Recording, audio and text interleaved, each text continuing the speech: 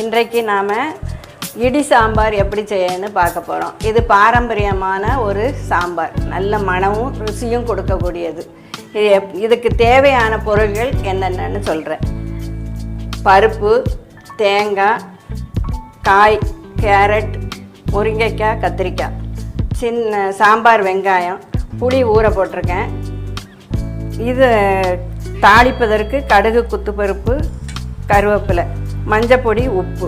சாம்பாருக்கு திரிக்க வேண்டிய மசாலாக்கள் என்னென்றால் தனியா, மிளகாய் வற்றல் 8 வச்சுருக்கேன், கடலைப்பருப்பு, துவரம்பருப்பு, அரிசி, வெந்தயம், கருவேப்பிலை. இப்போ அடுப்பை பற்ற வச்சு ப்ரெஷர் பேனை வச்சு இந்த மசாலாவை வறுக்க போகிறோம். கொஞ்சம் எண்ணெய் விடும், காயட்டும்.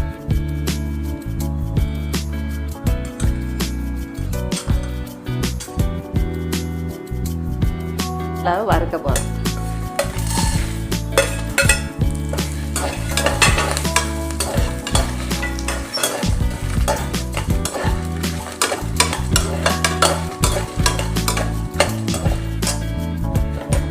பொன்னிறமாக வறுக்கணும்.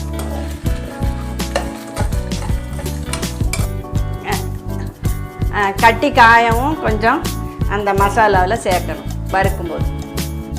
இப்போ பொன்னிறமாக வறுத்தாச்சு. இதை மிக்சியில் திரிச்சிட்டு வரேன். பொடி திரித்து வச்சுருக்கேன், புளியும் கரைச்சி வச்சுருக்கேன்.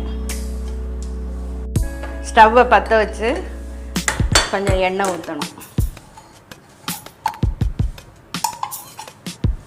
சூடானோடனே வெங்காயம், வெங்காயம், காய்கறிகளை போட்டு வதக்கணும். எண்ணெய் காஞ்சதும் வெந்தயம்,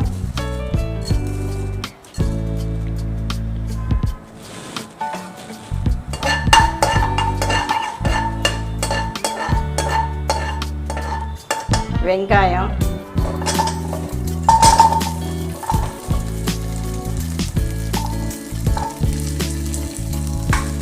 வெங்காயம் நல்லா வதகணும். வெங்காயம் வதக்கிட்டு இப்போ காய்கறிகளை போடுவோம். காயை போட்டு கொஞ்சம் வதக விட்டு புளி தண்ணியை ஊற்றணும். புளி கரைசலை ஊற்றணும்.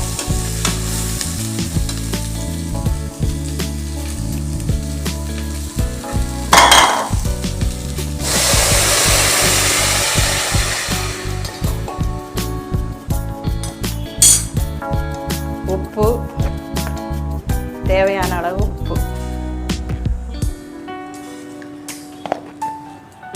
மஞ்சத்தூள்,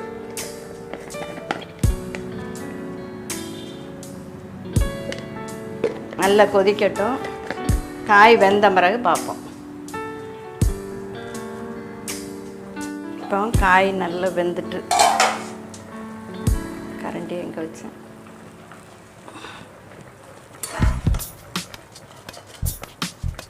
காய் நல்லா வெந்துட்டு இப்போ பருப்பை போடுவோம்.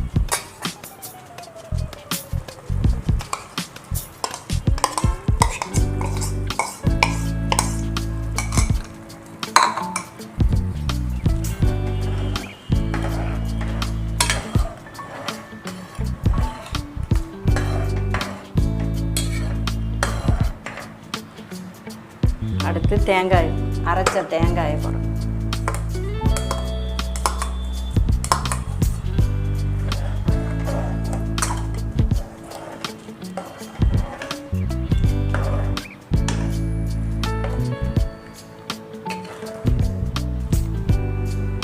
நல்லா கொதிக்கணும்.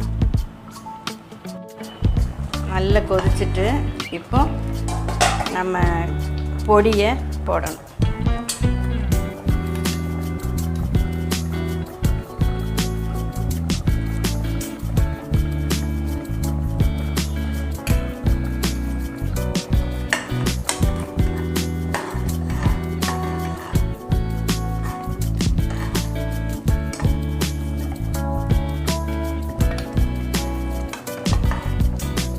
பொடி போட்டு ரொம்ப நேரம் கொதிக்க விடக்கூடாது.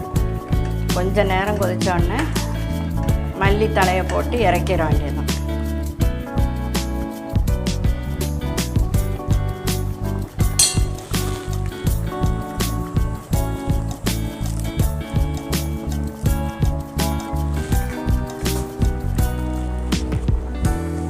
இப்போ தாளிக்கணும். இரும்பு சட்டியை வச்சு எண்ணெய் ஊற்றணும்.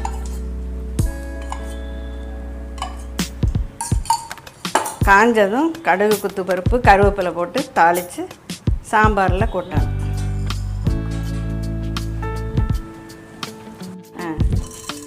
கடுகு குத்து பருப்பை போட்டு வெடிச்சதும் கருவேப்பிலையை போடணும்.